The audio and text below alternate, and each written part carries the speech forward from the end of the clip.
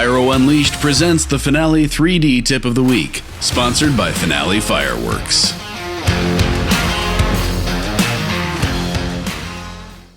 All right, here we are, episode 12. We're moving along. Got this one, and yeah, should be like 3 more by the time you're hearing this. It's you should be pretty close to being done with your show. Even walking through what we've done here in already 11 episodes, we're sitting pretty good. Yep. All the way even to DMX. So at this point, we're going to start learning racking. This is one that I'm good with designing a show, but it's this back end work that really can get to you. It can get to me. Yeah. So I'm looking forward to this one. DMX was good because I learned a lot, but this one here, I'm sure there's some stuff I'm going to be learning quite a bit as well. So, with that, Donnie, you have anything you want to add? No, I'm excited to jump in here and go through some of the stuff because I do some of the stuff the hard way, and I know Drew's going to show us the easy way. So that's why I'm looking for the easy way again, because I'm definitely intrigued with some of the stuff he was showing us already. So So I guess we're gonna hop in this a little bit, Drew. Here, then you kind of want to take us through a little bit on maybe addressing the show and maybe dropping in some simple racks, some 1-3 racks, and kind of go from there, and then we'll add in some single shot racks as we go through this. Yeah, great. So it's funny, David says I'm good with design, but not so much the production planning, because I'm sort of the opposite. Like, are you really? Engineering-minded person?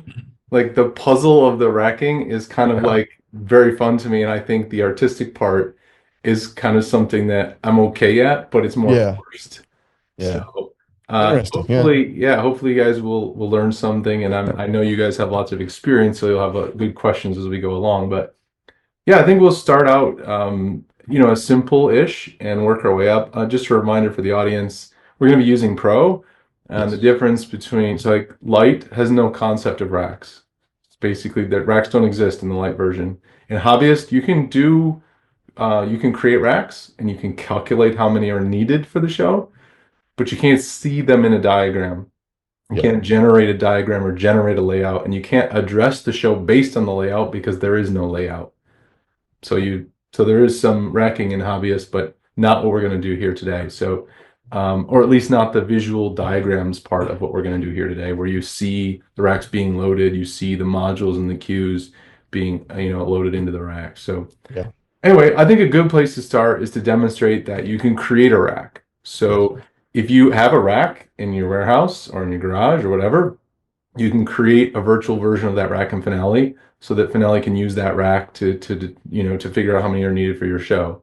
Finale also has the concept of something called easy racks. Basically, what easy racks means is let's say your racks are very simple. You just have regular mortar racks, and they have maybe 10 tubes for 3-inch and 8 tubes for 4-inch. You can specify that to Finale, and Finale will just whip them up for you. Like, you're not having to actually define them. It's kind of like creates them on the fly. But if your racks are any more complicated than like the most basic kind of rack, and if their racks are specialty racks like candle racks or single shot racks or slice racks, then it's really important that you create those racks so that you're using the racks that are like the racks you own when you're designing a show or after you're designing a show. And oftentimes we talk about addressing and racking, but really the workflow is racking then addressing, and you'll see why as we go here. So let's start out by creating a rack. So I'll go to the Racks menu and choose Create Rack. And I'm going to just do something simple. I'm going to create a mortar rack. You can create racks for all kinds of effects. Single shots, cakes, candles, ground items. I'm just going to create a basic mortar rack. Just say it has 1 row of tubes. And we'll say it has 12 tubes. This will be a 3-inch rack. I can go with the default part number, or I can change it. I'm going to change this to say 3-inch rack, just so I know what it is. That's the description. I'll go ahead and put this in my effects. It's a good place, to save stuff. So you can, with racks, it's a piece of equipment you're going to use over and over. So if you're going to use it over and over, it's not just for this show. You probably drop it in my effects. I'm going to say that this is a 3-inch rack. So I'm not going to enter a size range. It's not like a single shot rack where it might hold 20 millimeter or 30 millimeter, 40 millimeter. It's just a 3-inch rack, so I put 3-inch and I leave the size range blank. The loading order doesn't matter too much for this rack in a simple case. And this is a newer setting that we have. You get to choose which way the row of tubes goes. So like with a mortar rack, NFPA teaches you want to put the rack sort of perpendicular to the front of the crowd so that if the rack falls over, it's not falling toward the crowd. So in this, racks are vertical on screen. So that's like a rack going up and down, which is the same as toward and away from the crowd, right? We have this other option, racks are horizontal on screen, because when you create a single shot rack, some kinds of single shot racks, specifically like the tilt adjustable ones, like Craig Co is a common one, those actually have the rows of tubes going the other way. They go across. And so you need this option. You need to choose the right thing. Anyway, this is the basic 3-inch rack. I can go ahead and just click enter, and that drops that into my effects. So I'm going to just scroll, and we'll see it highlighted when we get to it. There it is. So there's my rack. And let's go ahead and flip over to what I like to do is when I'm doing racking, I see a lot of people, it depends on your preference. A lot of people like to bring up the racks window. So then they have the racks window on top of their other windows. And so then if they need to see the script, they need to see the effects, like it's behind. And if you have another screen, this is great. But for me, especially when I'm working on one screen, I like to use preset 3, which it changes the main window to be the racks window. So you still have all of your other windows open on the screen. So if we go to a position, let's just pop over to our, actually we don't have it. This is a different show than I was thinking. Let's just drop a 3-inch rack into this show. So if you've got, you can see my script is empty. There's nothing has been designed. But if I had shells in the script, I could go up here and I could say add racks for show. And Finale would say, hey, you need so many of this rack, so many of this rack, so many of this rack. In this case, this show is blank, so it's saying you don't need racks. But I just want to show you the rack. And in the process, I'll show you that you can drop a rack in. You drop a rack in the same way you drop fireworks into your show. You go to the position here in the racks window, and you just click on the icon for the rack. So that drops the rack in. So even though there's no fireworks in the show, if you have a shoot trailer and you want to build a rack layout ahead of time for the shoot trailer before you design your show, because the shoot trailer is permanent, it's like a permanent infrastructure, you can build that shoot trailer without having to design that show. Finale's not going to drop the racks in for you because there's nothing in the script yet. It's going to say no racks needed, but you can drop racks in. So I wanted you to see the rack so you can kind of see how it comes out by default, and I wanted to do that so I can demonstrate for you that Finale has the ability to specify the dimensions of your rack, both the length and the width, because if you're creating a layout, especially if in a constrained space, it's going to be important that your rack layout is to scale so you can see if it's actually going to fit, for example, on a barge. So now that you bring that up, is there a way to have a preset rack layout? For example, if you have a trailer or if you're primarily using a pontoon. So you can have a show that has a rack. Remember, the rack layouts are saved in the show. So you can create a show called show that contains trailer.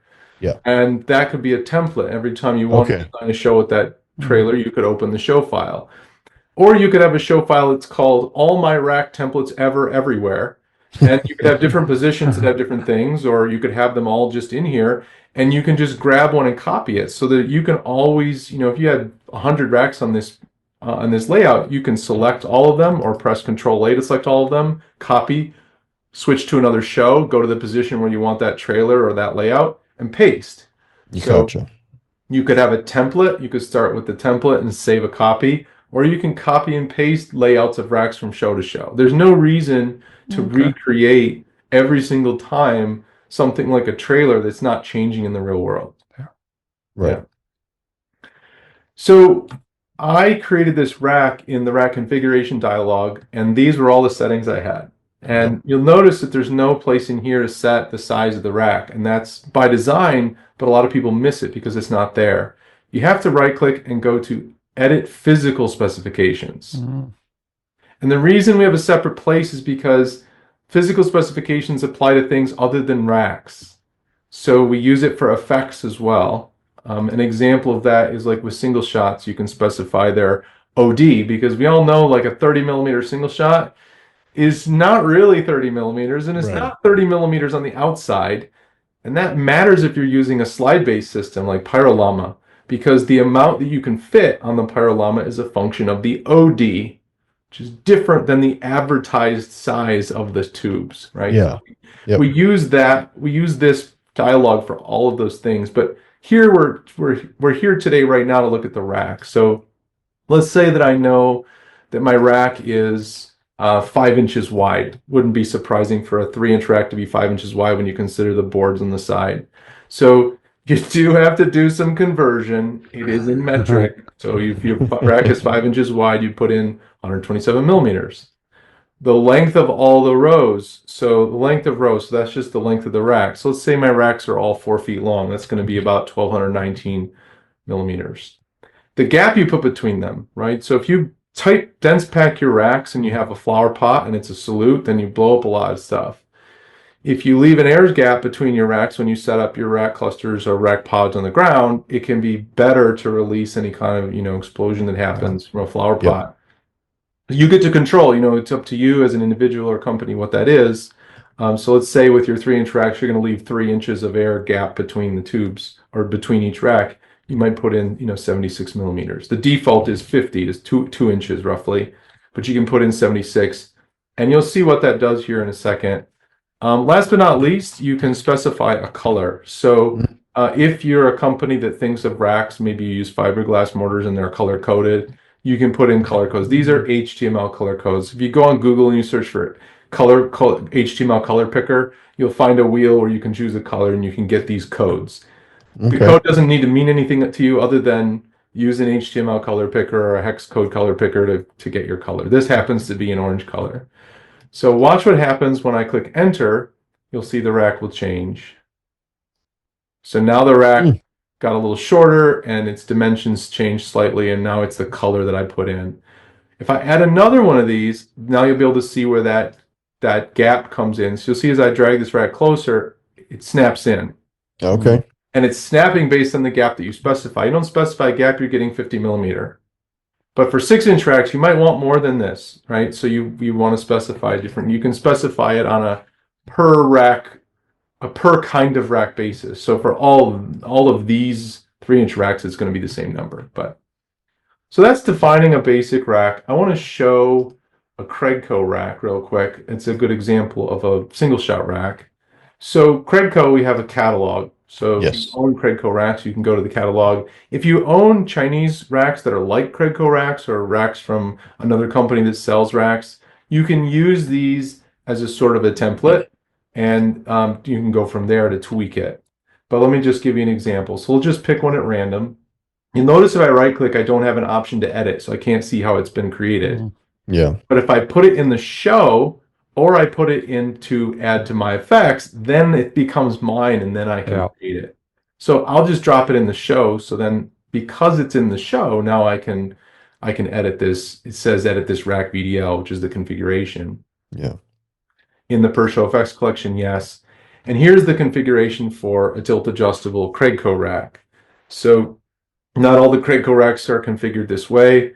And I'm not going to go through all the details, but I want you to know how to get here, and I want to make sure everyone knows that if you have racks like this and you need help creating them, then send us pictures of the rack, send us some specifications about the rack, whatever, the dimensions and the angles that the rack supports, and we'll make it for you. Making racks is not hard. It's just a matter of kind of knowing what to do. So we're happy to do this for you and send you back the rack if you have racks that need to be made. But I just wanted to, show you the difference, sort of contrast how a Craigco rack looks versus a mortar rack. So you have rows of tubes, and here's what I was talking about with the rows. So these rows of tubes go horizontally on the screen. So where I'm running my cursor back and forth here, that's a row, that's a row, that's a row, that's a row. So just a little bit different than a mortar rack in that way. So do you want to touch a little bit there on the angles? Yeah, sure, I can. So with get kind of deep, I think, but yeah. So no, it's a good point. So it is worth mentioning that one of the really cool things about Finale is that it can be aware, if you define the rack correctly, of all the possible angle range for each holder in the rack. So Finale, if you define your rack correctly, Finale is never going to load a single shot into a holder in a rack that it won't go into, right? So for example, with these kind of racks, the holders on the outside, they go to a much steeper angle, sometimes all the way flat down on the ground, than the holders on the insides, because the ones on the insides hit things, right? Yeah. So you can specify, this syntax here is used for specifying. So this text that I've highlighted here, -90 ... 50, that means -90 degrees to the left to 50 degrees to the right. That's the angle range for this one tube right here on the lower left-hand corner of the rack. And then the tube next to it goes from -50 to 50, and then -50 to 50, -50 to 50, all the way over to the other side where it goes from -50 all the way down to 90 degrees positive on the right. So, and then it's just the same for the other 5 rows. So this tells Finale the angle range. This rack has adjustable holders. So Finale will load items where they can fit, and it will not load them if they don't. And it also calculates the number of racks you need based on based on the angles of the design, right? So just because you have a 35 shot, this is a 30 shot rack, and let's say we had 30 single shots in this position, it doesn't mean for sure you only need one rack. Yeah. If all your shots are at 70 degrees, then you can only use the outsides, and Finale is aware of that, and it will add the appropriate number for you. Even Hobbyist will add the appropriate number of racks for you, but you won't see this diagram. With that being said, I know that, and this can probably, I don't know if you were wanting to bring this up now or a little bit later, but tilting the whole rack, is there a way to allow that now? Yeah, you could tilt this rack now. 2 holders. Yeah. I have a little demo for you in a bit, but I can show you. I can give you a teaser. So when you select a rack, it has 3 controls. The round one allows you to spin the rack around. Yep. This control here allows you to angle the rack away from the audience. So I'm physically tipping the whole rack away from the audience. This allows me to tip the whole rack toward the audience. And what you probably care about more is angling the rack to the left, or angling the rack, I'm saying left and going right, but angling the rack to the right or angling the rack to the left, which means, like, if you hit a physical limit on the rack where you can't angle that tube, but you need more holders at a more aggressive angle, steeper angle, closer to horizontal, you could compensate for that by like propping up that rack or shimming up that rack or putting legs on it. So and I've got a demo of that in a little bit. Yeah, for sure. Definitely possible. With these kinds of racks, obviously they can be angled as well. So if you've got a 3-inch rack, it wouldn't be uncommon to shoot 3-inch shells at 20 degrees to the left. There you can see I've angled that rack, and it's got that angle at the top. If I had shells in the show at 20 degrees and I said, Finale, put racks in for me, Finale would angle the racks for me automatically. So, but what we did is kind of the shoot trailer example where we dropped racks in, and because we just dropped them in without any effects in the show, Finale's just putting them flat on the ground, just like you'd have them sitting in your warehouse, So, all right, should we do some racking? Yeah.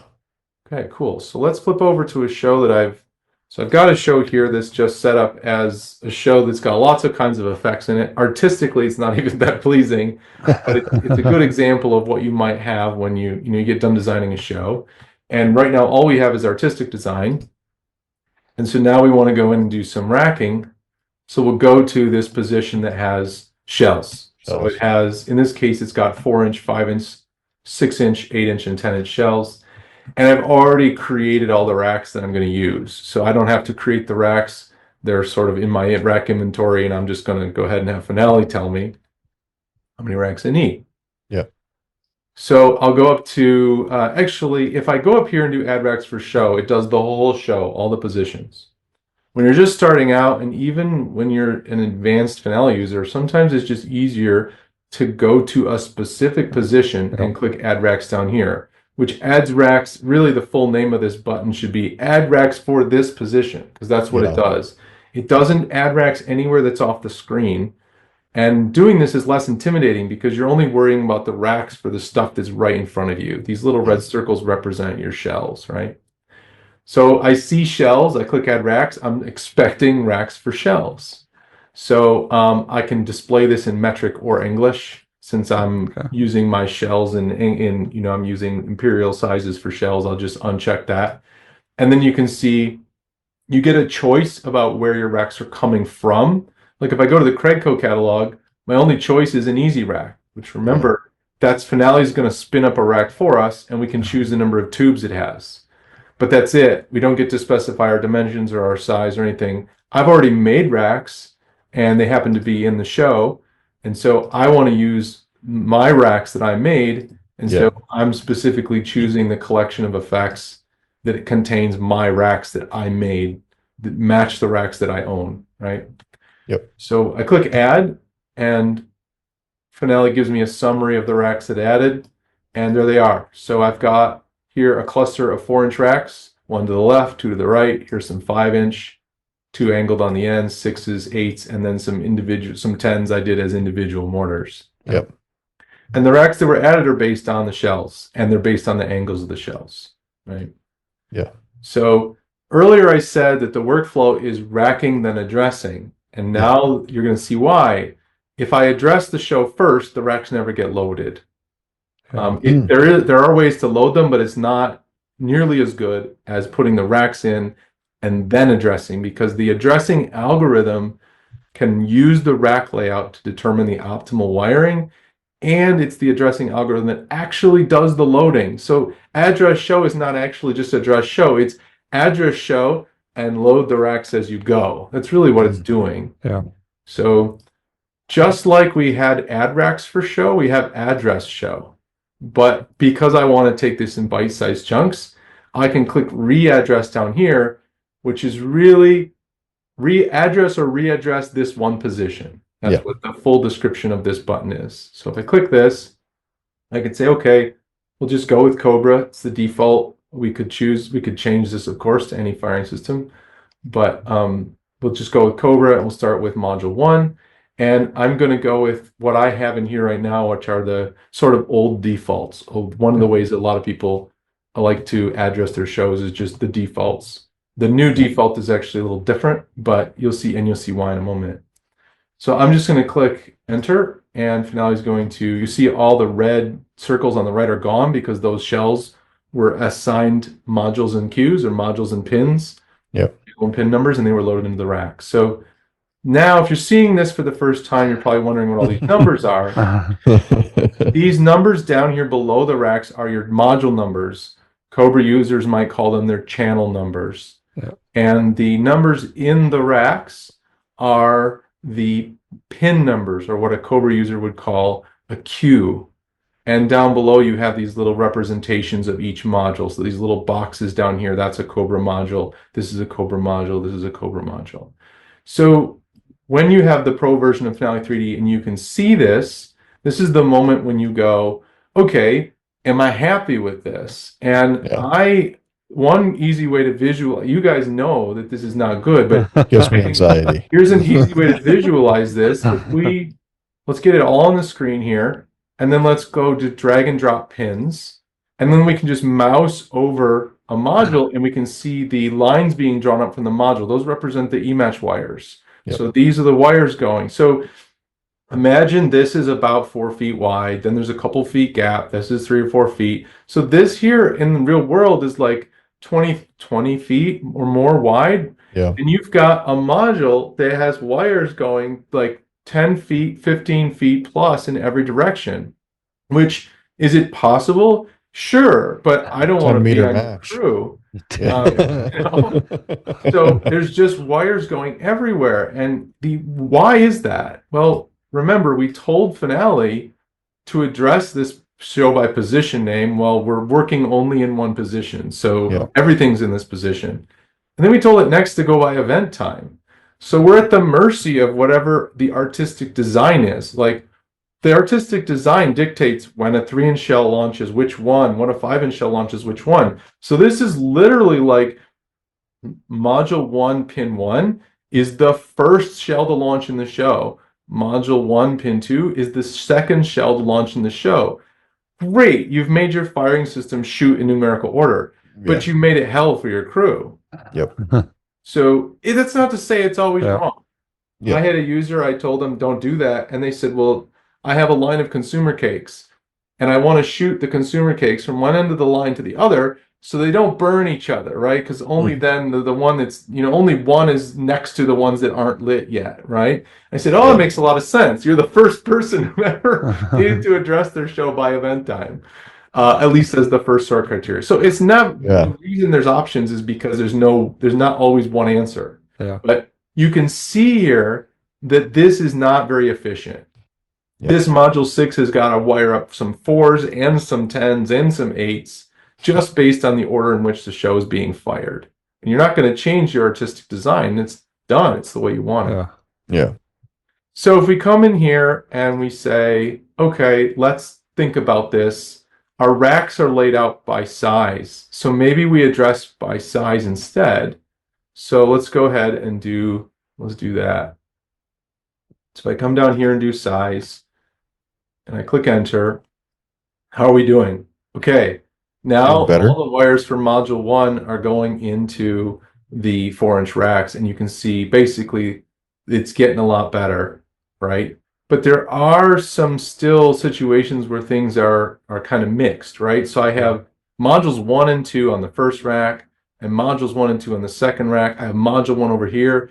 So it's still not like module 1, then module 2, then module 3. And so what this means is we can do better.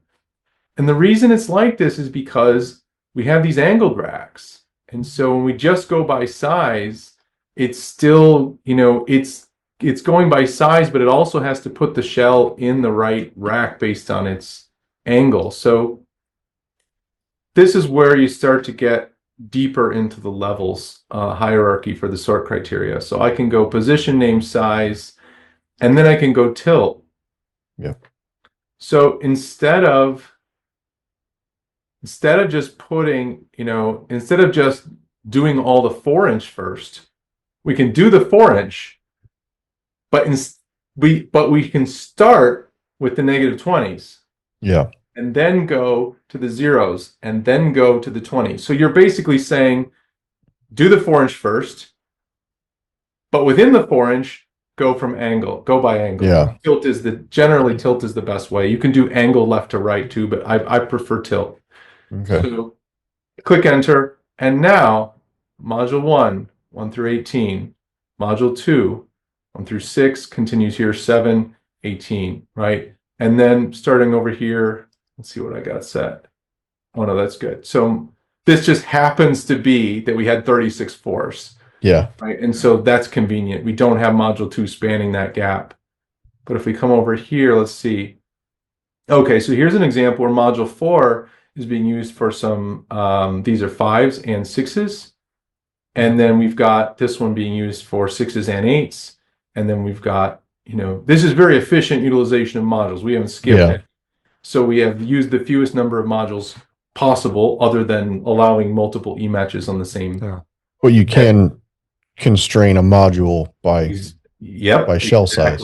Correct? Yep, exactly. So you could, there's a couple options, David. You said something different than what I was going to do, but yeah, you could say each module is restricted to a single position. Okay, of course, we don't want this module to have wires running across the field. Yeah. But in addition, we could say size.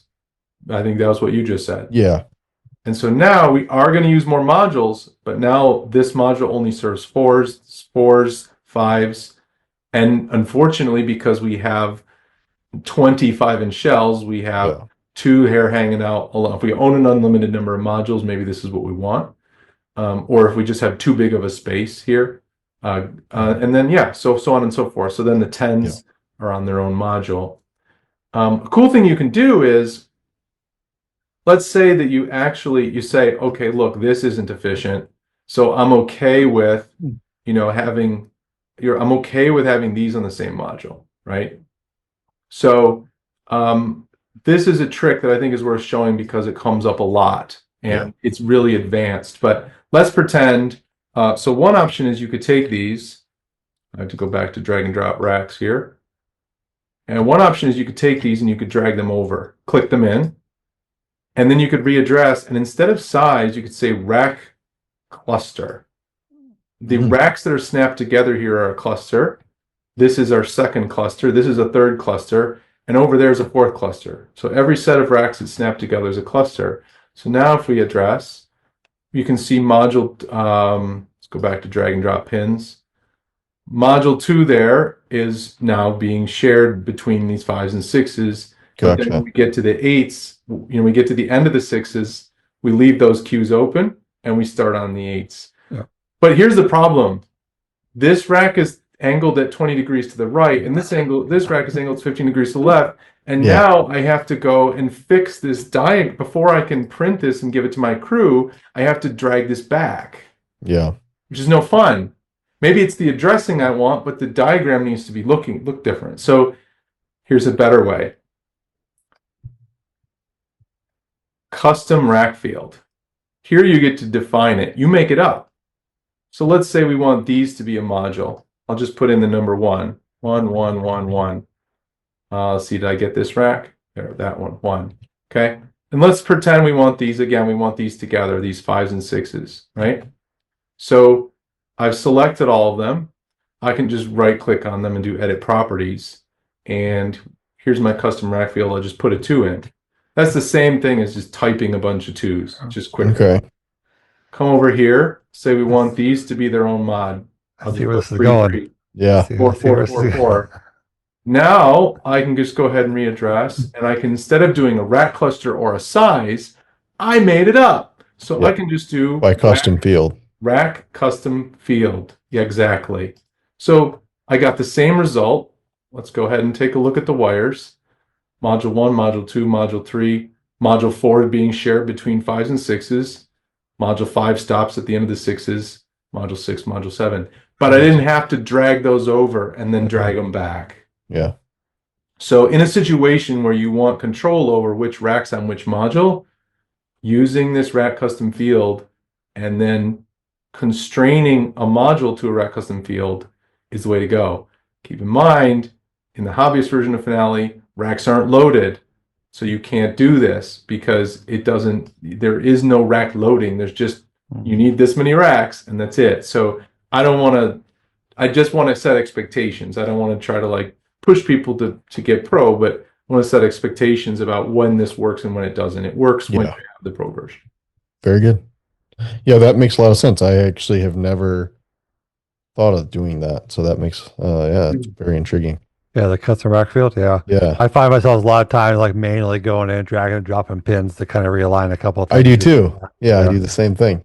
Every time somebody says, Drew, I'm moving around a lot of pins, I stop and I go, okay, maybe you know something we don't, or maybe there's a way I can help you optimize your addressing.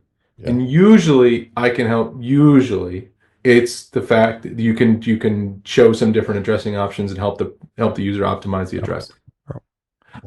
We've been on this a while, but I want to show one more thing that I think is super helpful and super important to know about racks. Yeah. Because one thing that causes people to pull their hair out when they're racking is when things don't go in the rack they expect. Yep. Like, you're like, just put this damn thing in that rack. Why aren't you doing that, right? Yeah. Like, why did you choose this other rack and not that rack? It could be the case. I'm not saying that everybody does this, but it could be the case that you don't have enough space to put these gaps in here. You're on a floating platform. You don't have a lot of room. And so you actually need to build this as one big pod, and you need to put all your angles on the ends, right? Mm. So let's pretend that we're going to do that. So I'm going to take this 20-degree rack here. I'm going to grab this 20-degree rack here. I'm going to grab this 15-degree rack here. And then I'm going to grab my straight ups. Here's my straight up 4s. Here's my straight up 5s. Here's my straight up 6s. Let's say that we can put the 8s in there too. We're going to leave the 10s off by themselves. Okay, so I'm going the other way. I got to do the 15 first. 15s and 20. Then I can do the 20. And then let's put the 4s on the ends. And then bring all of this down. And we'll say, this is all we can fit, so we have to do it this way. Mm-hmm. So now we've got the problem. Now look at our wiring, though. We didn't readdress yet, but look at this. Like, now we're back to the same problem, but for a different reason. So that's why racking is better before you address. That makes a lot of sense. Yeah, but okay, so let's say we did this. How would we fix it? Any suggestions? How would we fix it? I'm sorry? Cluster it and make it a custom rack field. All in one? I've got well, you would just remove the size from your addressing and just go just by angle, yeah, that makes sense. just by tilt. Okay, so that's clever. I like where you're headed. So let's try that. So we'll go with tilt here, and then you want this blank? Yeah, it could be blank, I think. I mean, yeah. Okay, we don't want the rack custom field Right. because everything's one cluster effectively. We might want a rack cluster so that our 10s are on a separate module. Yeah. So let's go with that. So let's see how we're doing. Okay, this is good. This is these guys are over here. Okay, module 2 got the 10s now. And then, but look at this. Oh, yeah. So yes, we did all the 0 guys, all the straight up shells together, but not like neatly across the racks. And so now, like, if we add size, that'll probably help. Let's try that. Because those racks are kind of laid out by size. There, yeah. So now, because we've got 4-inch, 5-inch, 6-inch. So now this is looking better. These are out here. And then there's this. So this is looking okay, but this is a little wonky. It gets wonky over here because we're going 6s, 5s, 4s on the other end. And so you got module 7 and 5 bouncing around in here. So it's still not perfect. Any other suggestions? I don't. All right, so here's where it's really useful to know that in Finale 3D, every rack has a number. So when a rack goes into the show, it has a number. In your warehouse, all your 3-inch racks are in a pile, and they don't have numbers. You say, go grab me 10 3-inch racks. But in Finale, every rack has its own number. When you look in this list of racks here in this position, Finale's giving them all numbers because it needs to differentiate them. So why did Finale load this rack, which is straight up 4s, before this rack of straight up 4s? Because if you have 2 racks 32 before same, 33. 32 comes before 33. Yeah. So if I take all of these and I'll just select all of them, and you can see right now it goes 31, 36, 40, 32, 33, 37. If I right click and say renumber racks left to right, just start with 1 to keep this simple. Boom. Now it's 1 through 17, 18, 19, 20, 21. Now if I hit readdress, why don't we just address by rack number? Why not? Why not? Why not? And then boom. Now let's look at the layout. Boom, boom, boom, boom, boom, boom, boom. Wow. So the entire trick to racking. Literally everything you need to know. We didn't do stuff yet. If you know the custom rack field trick and you understand how Finale uses rack numbers and that you can address by rack number, then you can pretty much conquer the world. Yeah. So those are the biggest things when it comes to, now we're only dealing with mortars, we're only dealing with shells right now. So we don't have gigs and single shots and 14 other things and racks that are up on legs and wheels, but still, like, these are really, really handy tricks. Yeah.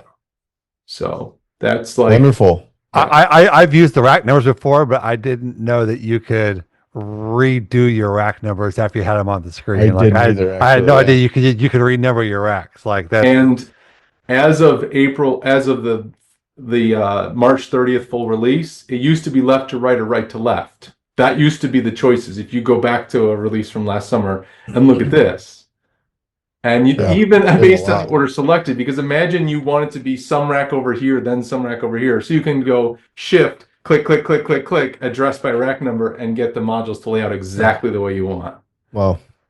So because Craigco racks are often arranged in columns on the shoot site, as opposed to like they're, depth-wise instead of width-wise, that's why we now have top to bottom renumbering and bottom to top renumbering rack options. Gotcha. So, or based on order selected is the ultimate, like you define it as you go. So, and sometimes shoot site, you do got to put your Craigco racks beside each other because your lane's not deep enough. Yeah. And I after seeing this, I know some ways you can address it to make it work right. Yep. Yeah. Okay. I think there was a workaround on I think it was it Nathan Dexter's show for for for CobraCon, where he had to put 2 racks next to each other to be able to fit it and fan it out. Yeah. Yeah. Yeah, that got pretty. I don't remember exactly how we solved that riddle, but so he had some very specific requirements based at all. Obviously you're always limited by the gear you have available to you and a bunch of factors, but that was definitely a puzzle that had to be solved, and we kind of ultimately figured it out. Nathan's a smart guy. He sort of looked at what I was doing and said, "Yeah, I got it. I know what to do." So good. Yeah. Impressive Pyro.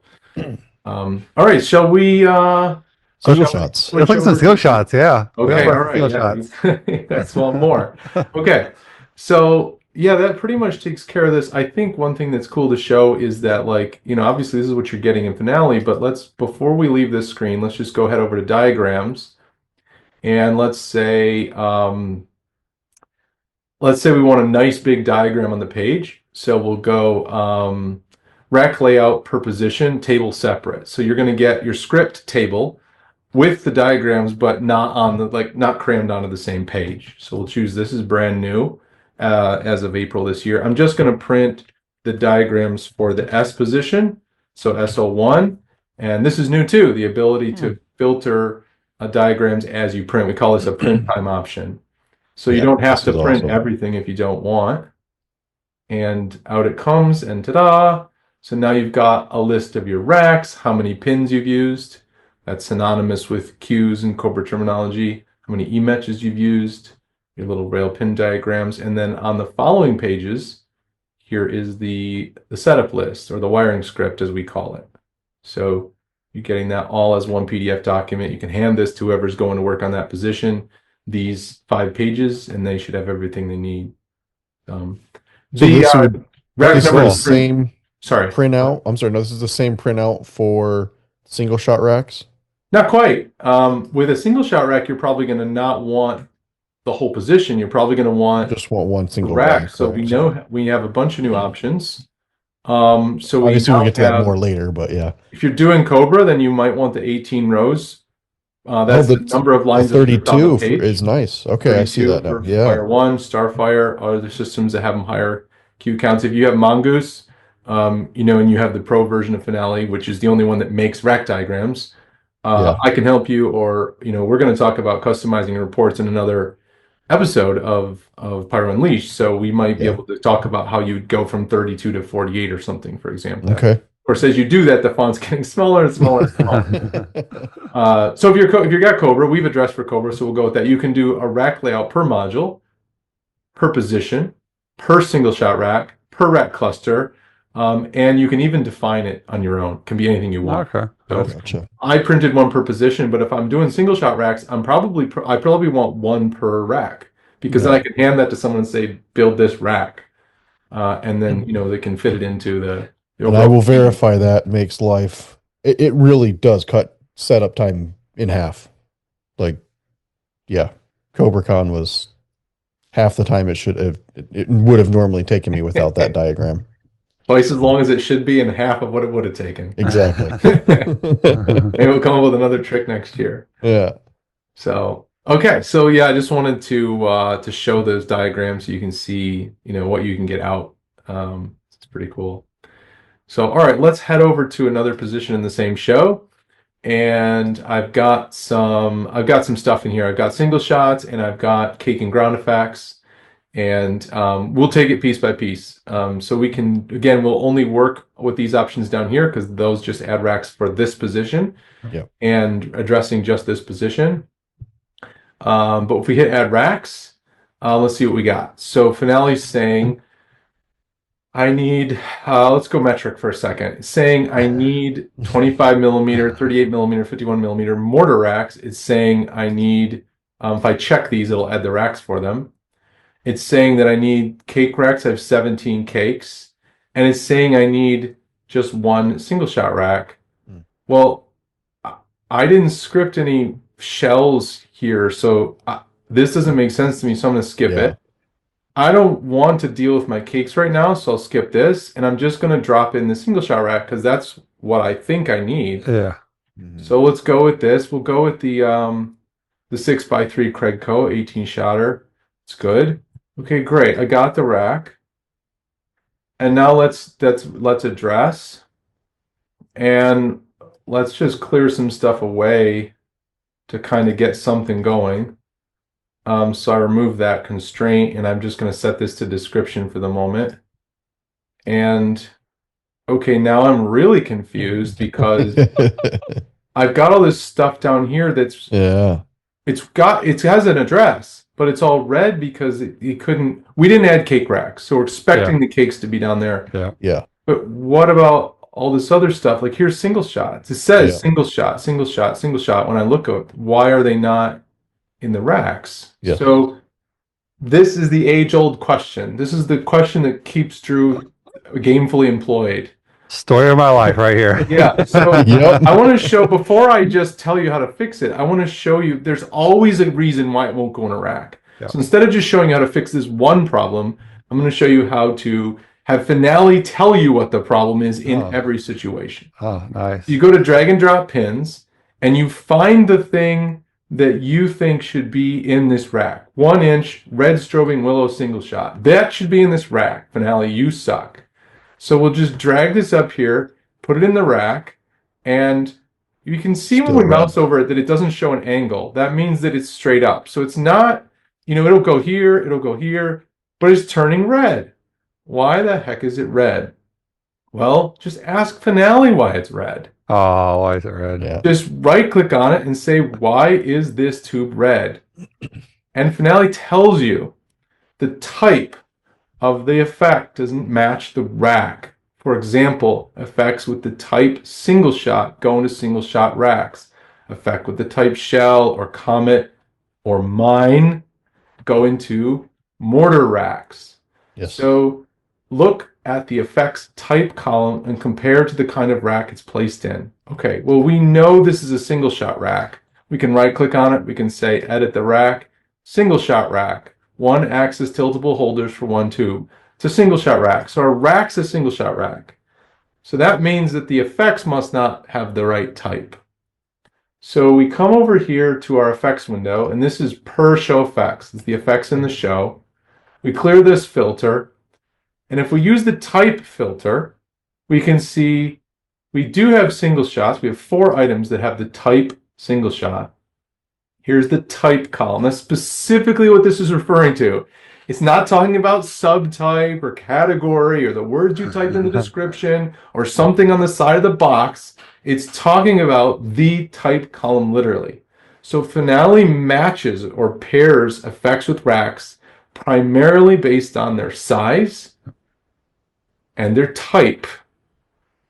And for some reason I can't explain, the way that Finale was designed on day 1 is a comet, by definition, comet as a type is a comet that does not come in its own tube. It comes loose in the box. This used to be more common for larger comets like 3-inch or 4-inch professional display comets where it requires a mortar rack and you lower it into the mortar rack on set. David, I know you've seen these. Yep. Ace used to make silver breaking glass comets. Incredible. Young Fang used to, sell strobing tiger tail comets, and these are like hockey puck sized things that they don't have their own tube because the tube would cost too much. So a mine is the same thing in Finale type terminology. A mine is the kind of mine that's loose. It does not come in its own tube. Yeah. You might have a comet effect that comes in its own tube. If it comes in its own tube and you load it into a single shot rack, you need to set the type to single shot.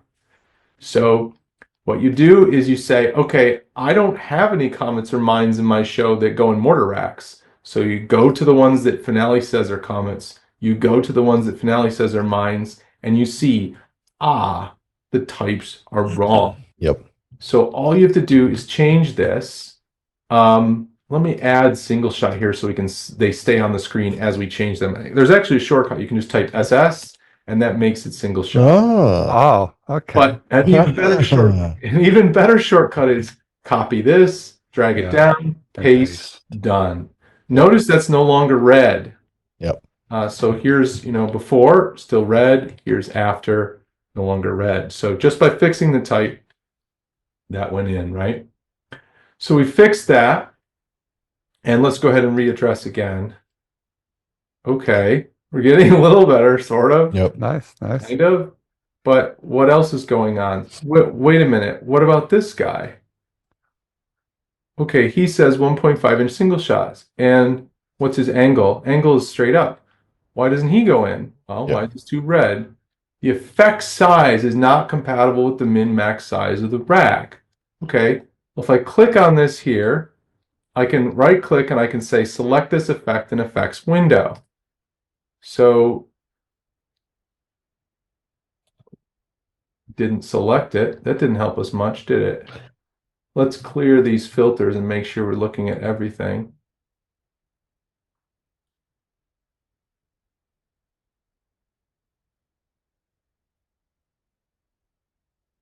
It could be that I can't be in drag and drop pins mode. Oh, it's thinking that I'm selecting the rack. Yeah, let's look at the rack. Mm-hmm. Yeah, not helpful. Okay, so let's click. We'll do another way. We'll click on it here. It highlights it in the script. I can right-click in the script and say select in the effects window. Gotcha. I think that can be improved, but we'll go with what we got for now. Okay, so let's remember what I said just a minute ago. Finale matches effects with shells based on their size and height. Yep, there's no size. We don't have a size for this. Yeah. So it's not compatible with the rack. So let's go back to all our single shots and let's look. Okay, this is supposed to be 1.5. Okay, done. What about it? Now while we're here, let's look for other things so we don't have to keep doing this over and over. Yeah. 2-inch. Okay, so now our types are correct and our sizes are correct. And the takeaway from this is before you start racking your show, audit the type column and the size column and make sure that it's correct for all of your effects, all of your cakes, all of your shells, everything. Use the filters to see if you have any comments or mines. If you don't expect comments or mines, and man, I'm not talking about a comment in the performance sense. I'm talking about whether it comes in its own tube or not. Yeah. Comes in its own tube. It's either a candle, if it's multiple shots out of a tube, or it's a single shot, one shot out of a tube. Yep. So there we go. So let's try it again. What do you know? Now, other than the fact that we got, let's see, what do we got going here? Oh, okay. So this seems, this is reasonably good. Though, yeah, I don't like that we use two modules. Yeah, shall be on one mod. Shall be on one mod. Cakes and all of the cakes are mixed in with everything else, right? So we can improve this. Let's do something for let's now look at these yellow suggestion boxes, relatively new, right? Yep. So this is really trying to, it's not going to be perfect, but it's trying to guide you. And so it says here, blah, blah, blah, blah, blah, do same rack. So I'm going to put same rack here first. And what that means is, Finale, once you start working on this rack, only grab other things from the pile to address that go in this rack. So that way you're working through a module and you're sticking to the same rack, and then you're not going to end up with two modules, right? Yeah. And then Finale's telling me to do most horizontal tilt single shot. So I'm going to do most horizontal tilt single shot. And we'll get into why later, but then I'll do description. We'll get into why most horizontal tilt later, but I'll do then description.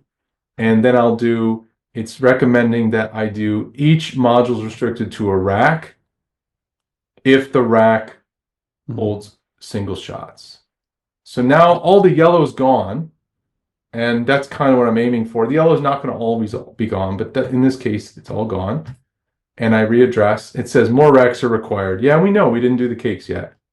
But now check it out. We've got one rack, module number 8, and it's fully loaded. Fully loaded. We click on the tube text option. We can see those angles. Oh, look at that. Look at that bad boy. That's cool. So that's new in tube text angle. Look at that. There's angle and pin. There's full addresses in pins, meaning you get the module number and the pin number and the angle and the graphic. And then here's one we'll get into later, which is rack relative angles. And that's when you're angling the whole rack. So if we come back to this, so now let's talk about cakes.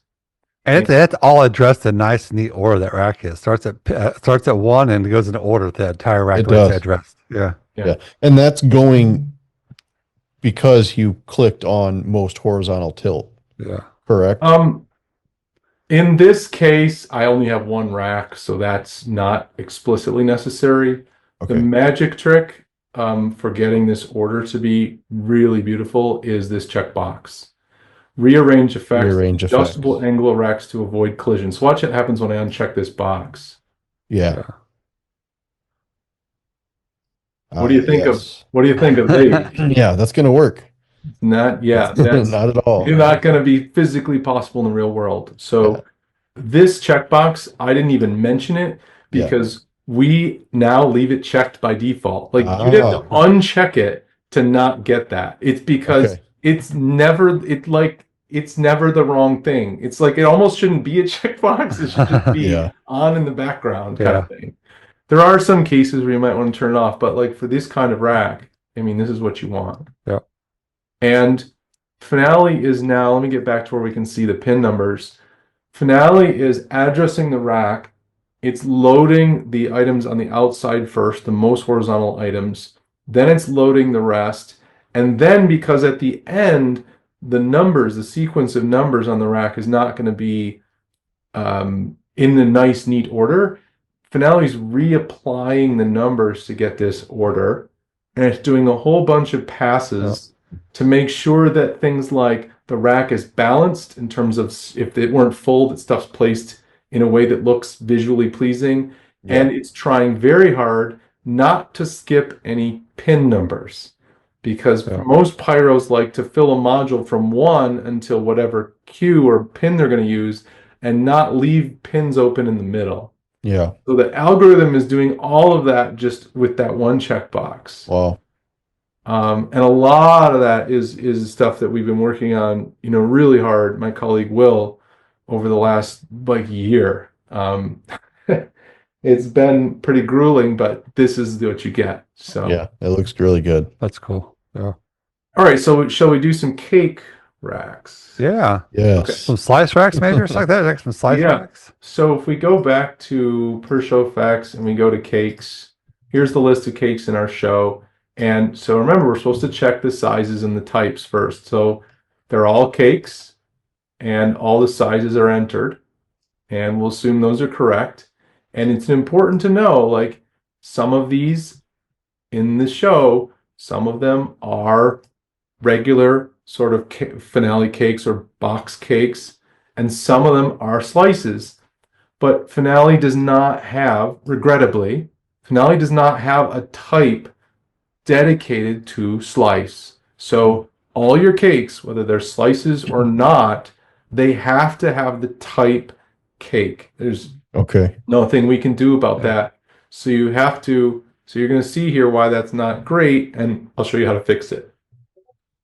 Just requires one more skill, one more technique. So we'll go to add racks. Notice it's not offering single shot racks because we already handled that. Yeah. So it's only offering the incremental racks that we need. Okay. Cake and ground racks.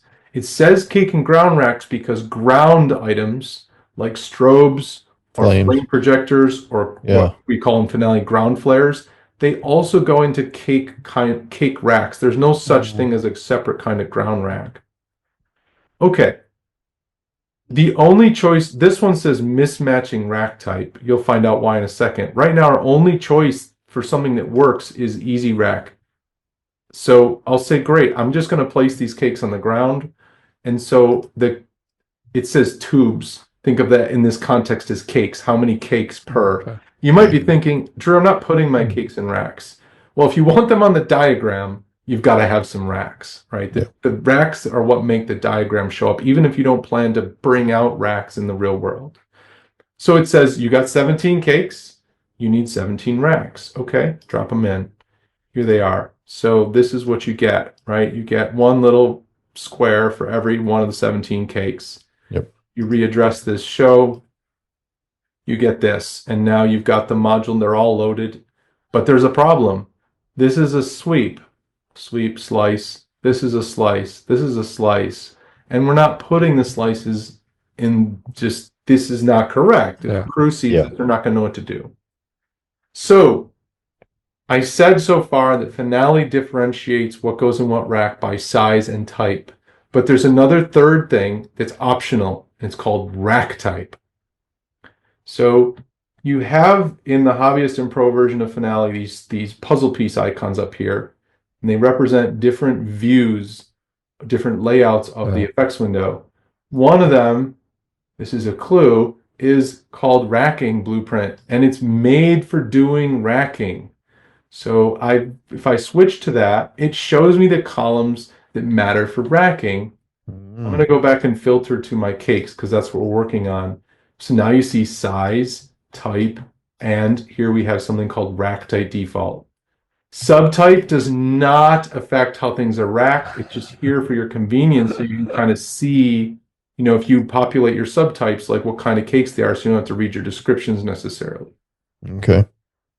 So after size and after type, you can further divide types of products into different kinds of racks using rack type. Gotcha. So what I'm going to do is I'm going to go to my rack. So here's my racks. Here's my Craigco slice holder. And I see that the Craigco slice holder has the rack type of slice. It could be zebra or banana or anything. But I think the word slice makes sense because it's my slice rack. So I'm just using the word slice. The only point is you can put anything in you want. But the key is you put the same thing for the rack and for the stuff that goes in it. Yeah. Okay. Well, now I got to go through all my slices and add rack. Exactly. Slice to my rack. You could type do this default. once for your whole inventory and never have to do it again and never have the problem again. Especially if you're using Finale inventory and you have everything organized. If you're pulling stuff from catalogs, then you got to contend with the fact that the manufacturers may not all be doing the same thing the same way, right? But let's go back to the rack, to the cakes, and let's do slice. So here's a slice, slice, all the way to there. These say that they're professional cakes. In this context, that means 1.4 Pro. They're Raccoon 1.4 Pro cakes. So now we've got these defaults, and there's one more thing we need to know. If we go into the script, we unhide the column called rack type. Column is now here. Notice that up here it says rack type default, and down here it says rack type. That's a clue that this column is special. It's not automatically pulled into the script as you change it, right? Like, let's say I take this item, right?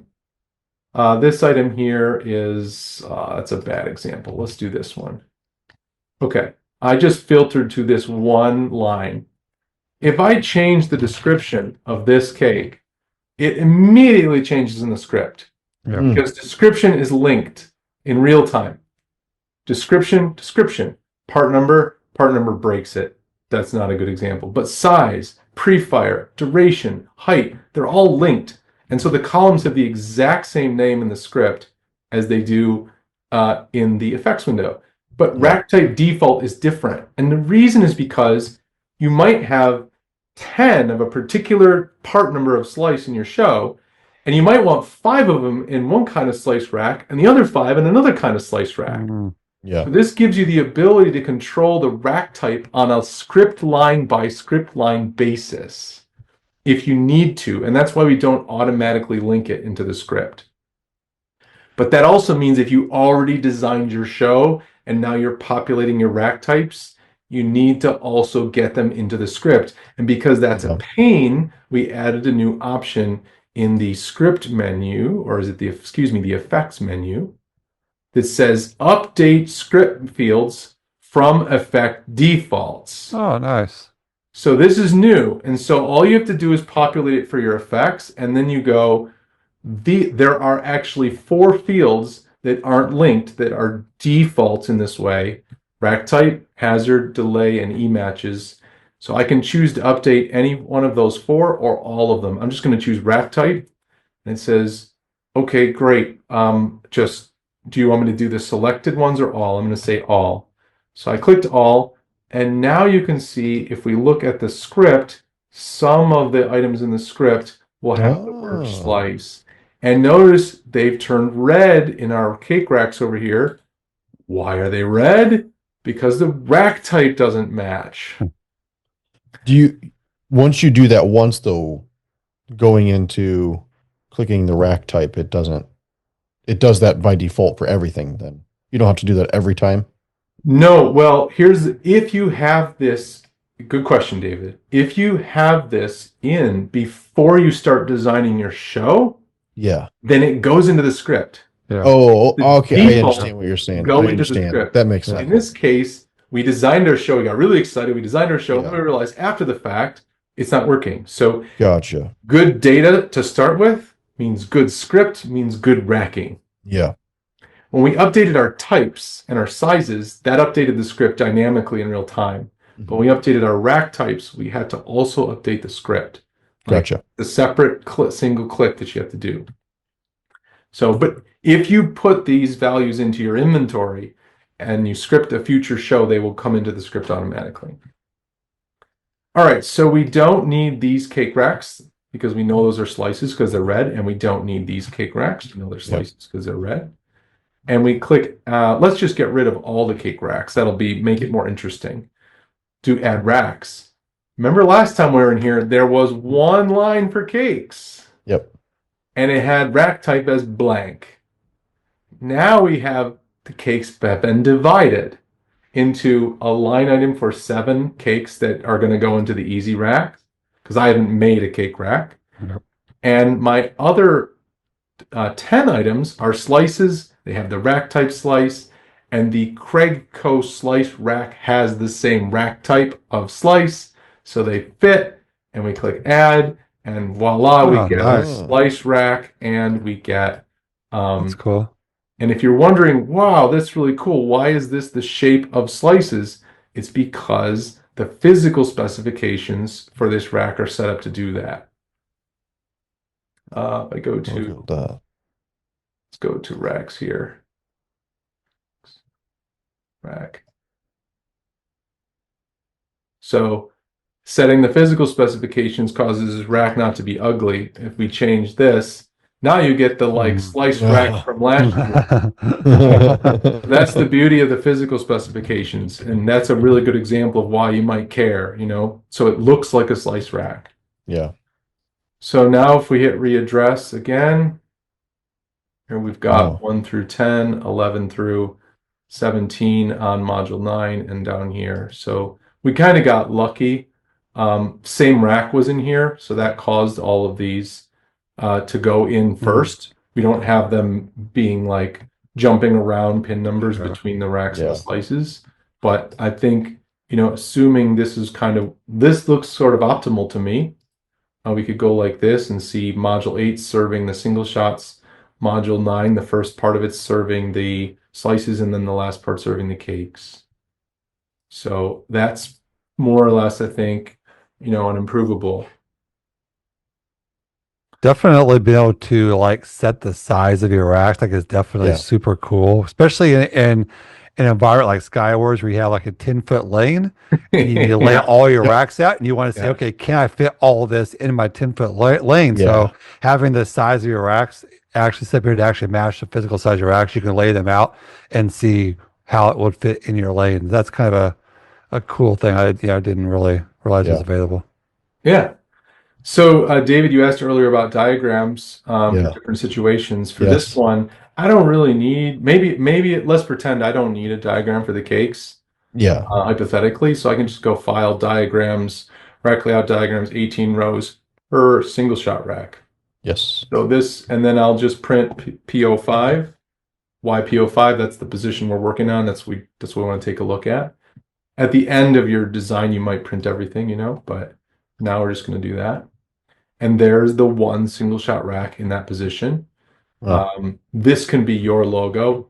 It's not a Finale logo because it's Finale3D. You get to customize that. Here's the angles and the pin numbers. Here's all the angles. So if you're just some guys like Brian Craig like to set their angles on one table and then somebody else on the next table actually loads it. So this table here shows you what angle in the rack. So you need 6 holders at -50, 1 at -40. So you don't have to count. You can just say, oh, I need 6 at 0. Boom, boom, move on, right? So, and then this is what goes in the rack. These are the 18 rows comes in here. So this is where you're seeing the 18 rows on the page. If I set it to 32 rows per page, if I printed that option, you'd see this. It would be just kind of squished together more to fit 32. If there aren't 32 items in this case, so it doesn't matter. But if there were. So I know something that I have run into, and I know we're running kind of long, and that's just fine. But say I wanted to use a Craigco 35-shot rack, and Cobra obviously only allows, well, they have you use 2 18Ms. Sure. I have 1 extra Q. It's going to jump to the next module. How can I restrain? There's the rack is restrained. Am I correct? There is a pre-made rack that is restrained. So there isn't. So in this case, you're saying you have an empty. You have 36 pins available. Pins, correct. But your rack is only 35. 35. Yep. And you don't want to use that pin for anything else? Correct. Okay, got it. So in this case, this constraint will handle it. Okay. So this says rack if single shot means each of your modules is limited to serving 1 single rack if it serves single shots. Okay. So it will only be used. Now let's say somebody else says, I don't agree with David. I'm not made of money. I don't have that many modules. I want to connect that last Q that's available, that last pin. I want it to be a strobe pot. Okay, yeah. So you would then instead choose 1 single shot rack, which, as confusing as this sounds, we couldn't find a better name. It says your modules are prevented from serving multiple single shot racks, but they can serve a single shot rack along with other non-single shot racks, which helps make use of extra pins that aren't required for single shots. Very good. And the reason, and we know that you'd never figure this out unless this explanation, or unless you watch this podcast. So that's why we added all these hints and definitions. So it's defining this for you. So if you want to use the extra cues for other things, choose 1 single shot rack. If you want to constrain the module to literally only serving that 1 rack, then choose rack if single shot. If single shot. There's also, you can constrain, we could constrain a module to a rack, but here's the problem. If we constrain a module to a rack and address, this is going to get a module. This is going to get a module. This is going to get a module. This is going to get a module. And so hence, rack if single shot means this is constrained, but all these individual racks can share. Or not. Yeah. So that's why we have rack parentheses if single shot and not just rack. Yeah. So. Yeah, I know we kind of briefly touched on it earlier. David asked the question about angling your racks and what that looks like on the rack report essentially at this point. Yeah. So if we were to angle one of these racks, how does Finale account for that? Like this one, for example, you mean, or do you mean like a cake or? Yeah, I can see like the single shot rack. If we angle that single shot rack, you said that Finale will take that into account in the reporting. How you set your angle. Say you angled your rack at 20 degrees. Yeah. And your single shot was supposed to be at 20 degrees. Is your single shot now showing 0 on the rack layout? Let's so let's turn off the rack numbers. That's just unnecessary. So the absence of any angle being displayed here means the rack is flat on the ground. Right. Assume the rack is level. To kind of illustrate why you'd want to do this, let me flip to another show here. And let's go to this position here. And let's just drop in some racks. So we'll go add racks. We'll drop in this Craigco rack. Finale says you need 1, 2, 3, 4, 5 racks. Let's address this. And we'll go most horizontal tilt. And then we'll go, actually, we need same rack. Same rack, same rack. same rack, most horizontal tilt. You're going to see a pattern here. Like there's only like 4 tricks. Most horizontal tilt. There's nothing but single shot, so I can just use most horizontal tilt. And then we'll go description, and we'll satisfy this by saying rack of single shot, and we'll address, and there's what you get. Yep. So if we flip over to showing angles, notice like this rack's got a ton of empties in it. Yeah. These can't go into it because this only holds up to 50 degrees. So if we do drag and drop pins, we can say, look, I want you here. I want you here. I want you here. I want you here. Right? I'm just doing this to demonstrate the drag and drop pins functionality. Yeah. Why are you red? The effect angle does not match the tube. The effect angle is based on the pan, tilt, and spin columns in the script table. We know why. Right. It's because they're tilted at 60, and this rack in these interior tubes only hold these columns in the middle here. It only holds up to 50. Yeah. But watch what happens if we take this little handle here and we start angling the rack. So we angled it at 5 degrees. We're angling it this way. Let's go 10. Oh, that did it. So now they're no longer red because this holder physically only goes to 50. When we angle the whole rack 10 degrees more, we can get 60. So now we don't need this rack and we don't need this rack. We save 2 racks. Yeah. And how do you see that? So let's look at the tube text where I kind of alluded to this earlier, rack relative angle. So if we put this back on the ground, the angles of the effects and the angles of the rack relative angle is there. Now watch what happens when we start angling. Now notice that there's the rack relative angle in the bottom. So you're setting the holder to 50 degrees, and the tube is going to fire at 60 degrees because you shimmed this rack 10 degrees. Yeah. So if you angle this to, say, 30 degrees, now you're going to set the holder at 30. You want the comet to fire at 60, so 30 plus 30 gives you the 60. So on the paperwork, your reports, you're going to see this. If we printed this right now, you're going to see this number, and you're going to see, well, hell, let's just print it. So let's go to diagrams, and this this is a good lesson. This show is old. It doesn't have new diagrams. Yeah. How do I get the new diagrams? Admin, update standard blueprints and show. Oh, blueprints are out of date. You know that dialogue that you blow by every time you open a show? That update. You gotta click update if you want the new stuff, if you want the new blueprints, which includes all the diagrams and reports and labels. Great lesson there. Okay, so this is again Cobra, so we'll go 18 rows per page. We'll go rack layout per single shot rack, and we'll just go SO1 is the only position in this show file right now, so I'll just generate it. And that rack that we were doing there is this guy, right? Mm-hmm.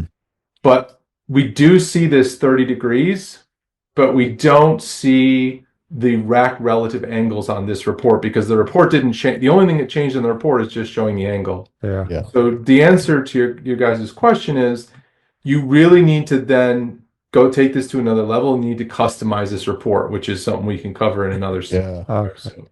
Because otherwise you're not, also with your labels, you probably want to show the rack relative angles on your labels so that you set the holders to the right angle. You might want both angles on the labels. And so you might need to tweak your labels. But what you're getting right now is you're just getting that. Nothing else has changed on the report. And then, in this case, since you angled the rack, if you readdressed it, it would put all that probably on one module instead of 3. Yeah, that's good. That's a great question. Let's give it a try. So, oops.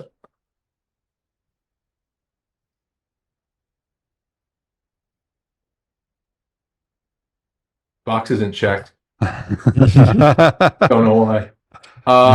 Check it out. Yeah. 1, 2, 3, 4, 5. So I dragged this down because I wanted you to be able to see that angle kind of up there and have it be just a little bit separated. But this is a feature as well where you get racks close to other racks and the text kind of moves over to the side. So it's not like you go back a year ago and all the racks would be like texted on top of each other. So that's trying to be helpful there. But yeah, so you got that one shot going the other way, and then you got all of these, so yeah, so that's that. Very really good. cool. It's really cool. Yeah. I think this brings us to a nice good conclusion here, maybe. Yeah. This has been really, really good. A lot of helpful content. I will be using a lot of this. I probably have 3 sheets of notes here, so not that I can't come back and rewatch. But yeah, thank you again, Drew, for coming on and chatting about this. I know this is super loaded episode, but I know it's going to be super helpful for me, Donnie. I know all the listeners are going to be really excited about this. I know even coming up with the concept of doing this series, I was talking to some of my customers, and this is probably one of the top 2 content questions or things that they wanted to talk about. So really looking forward to this getting out and seeing where we can go from here on this stuff. And then next week we're going to get to customizing reports and labels and something, again, another thing that I haven't really gotten much into. I know Donnie has a little bit, but looking forward to that. With that being said, be sure to go to Pyro Unleashed Podcast, grab yourself some merch. Come hang out with us in Discord. Last night we had a PGI meeting in there. Yeah, a PGI board meeting happened in our Discord last night. I think there's going to be one here in just a little bit again. And so it's been good with that. That guy, come and hang out with us. We only got a few more episodes left this season, and so we're definitely looking forward to our regular episodes. And again, a few more episodes here. Finale, get you guys wrapped up here for the season. We're right now just shy of a month away from the 4th of July, so a little bit of time to kind of get shows wrapped up and get these reports fine-tuned for you guys. So definitely reminder to get your product. Yeah, your wholesaler will appreciate you. And again, guys, we'll catch you guys on Wednesday for our episodes, and again next Friday for another finale tip of the week. And in the meantime, till we see you again, go out there and unleash your inner pyro with us. This has been another episode of Pyro Unleashed. Come back each week for more industry insights, technical tips, and awesome pyro designs. Have fun out there, be safe, and as always, remember to unleash your inner pyro with us.